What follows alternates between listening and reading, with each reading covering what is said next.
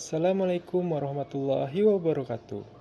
Perkenalkan, nama saya Almari Priyatullah dengan NPM 2314211020. Di sini, saya akan menjelaskan tentang dampak media sosial terhadap generasi muda akibat perubahan sosial. Nah, pada penjelasan kali ini, saya akan menjelaskan tentang bagaimana media sosial itu mempengaruhi generasi muda di tengah perubahan sosial yang terjadi di era digital. Saat ini, media sosial sudah menjadi bagian dari kehidupan sehari-hari, terutama bagi remaja dan anak-anak. Oke. Baik, yang pertama, kita akan mengetahui terlebih dahulu apa itu pengertian dari media sosial. Nah, untuk pengertiannya di sini telah saya bagi menjadi 3 poin, yaitu yang pertama, media sosial adalah platform digital untuk berkomunikasi dan berbagi informasi. Nah, media sosial itu sendiri merupakan aplikasi atau platform yang digunakan masyarakat untuk berkomunikasi secara online seperti Instagram, TikTok, WhatsApp, dan Facebook. Nah, melalui media sosial ini, orang dapat berbagi foto, video, pendapat, dan informasi dengan lebih cepat. Yang kedua, di sini ada generasi muda menjadi pengguna media sosial yang paling aktif, yaitu anak muda lebih cepat mengikuti perkembangan teknologi sehingga mereka menjadi pengguna media sosial terbanyak. Hampir setiap hari, generasi muda menggunakan media sosial untuk belajar, hiburan, maupun berinteraksi dengan temannya. Nah, yang ketiga itu, teknologi membuat interaksi sosial berubah lebih cepat. Dulu, masyarakat itu lebih sering berkomunikasi secara langsung, tetapi sekarang komunikasi itu lebih banyak dilakukan melalui internet dan media sosial, sehingga pola hubungan sosial itu juga ikut berubah. Nah, selanjutnya ada perubahan sosial di era digital. Untuk perubahan sosial sendiri di sini telah saya bagi menjadi 3, yaitu yang pertama, perubahan sosial terjadi karena perkembangan teknologi, yaitu karena perkembangan teknologi itu membawa perubahan besar dalam kehidupan masyarakat, mulai dari cara bekerja, belajar, hingga berkomunikasi. Yang kedua, cara belajar dan bergaul menjadi lebih praktis. Nah, sekarang itu belajar itu dapat dilakukan secara online dan komunikasi itu menjadi lebih mudah karena adanya media sosial dan aplikasi digital.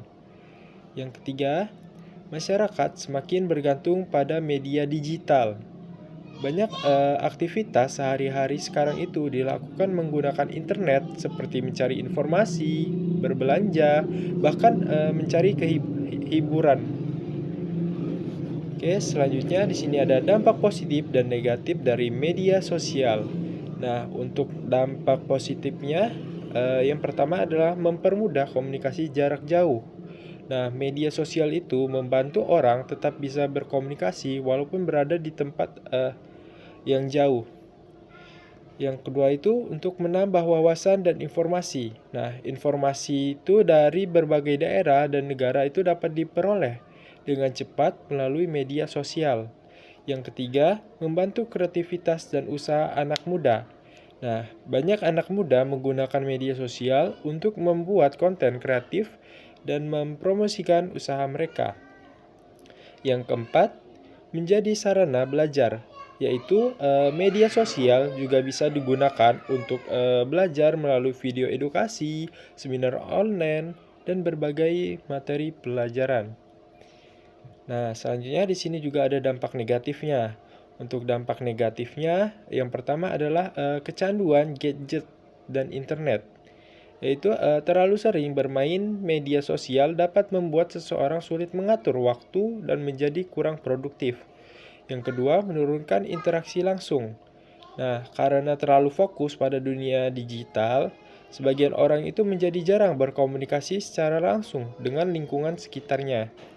Yang ketiga itu cyberbullying dan hoax. Nah, media sosial itu juga dapat menjadi tempat penyebaran berita palsu dan tindakan bullying secara online.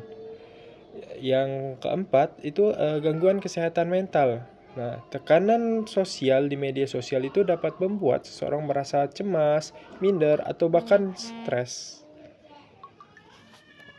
Oke, selanjutnya ada pengaruh terhadap kehidupan remaja. Nah, untuk pengaruhnya di sini saya mengambil 3 poin saja, yaitu yang pertama, mudah mengikuti tren media sosial, yaitu remaja biasanya itu cepat mengikuti tren yang sedang viral di media sosial, baik dalam gaya berpakaian maupun perilaku mereka. Yang kedua, perubahan gaya hidup. Nah, media sosial itu mempengaruhi gaya hidup generasi muda menjadi lebih modern dan serba digital. Yang ketiga, munculnya rasa kurang percaya diri. Nah, dengan melihat kehidupan orang lain di media sosial, terkadang itu membuat para remaja itu membandingkan diri mereka sendiri dengan orang lain. Oke, selanjutnya ada cara menggunakan media sosial dengan bijak. Untuk caranya sendiri, saya mengambil sini ada 4 poin, yaitu yang pertama, dengan membatasi waktu penggunaan. Nah, kita itu harus bisa mengatur waktu agar tidak terlalu lama dalam bermain media sosial. Yang kedua itu menggunakan untuk hal positif. Nah, media sosial itu sebaiknya digunakan untuk belajar, mencari informasi yang bermanfaat, dan mengembangkan kemampuan diri sendiri. Nah, yang ketiga itu menyaring informasi. Kita itu harus berhati-hati dalam menerima informasi agar tidak mudah percaya dengan berita palsu. Nah, yang keempat itu menjaga komunikasi langsung. Meskipun ada media sosial, komunikasi langsung itu tetap penting untuk menjaga hubungan sosial. Oke, selanjutnya di sini ada kesimpulan. Nah, untuk kesimpulannya itu media sosial itu memberikan banyak manfaat, tetapi juga memiliki dampak negatif jika digunakan secara berlebihan. Oleh karena itu, generasi muda harus menggunakan media sosial dengan bijak agar teknologi dapat memberikan manfaat dalam kehidupan sehari-hari. Oke, sekian penjelasan dari saya. Bila ada salah kata, saya mohon maaf. Saya akhiri. Wassalamualaikum warahmatullahi wabarakatuh.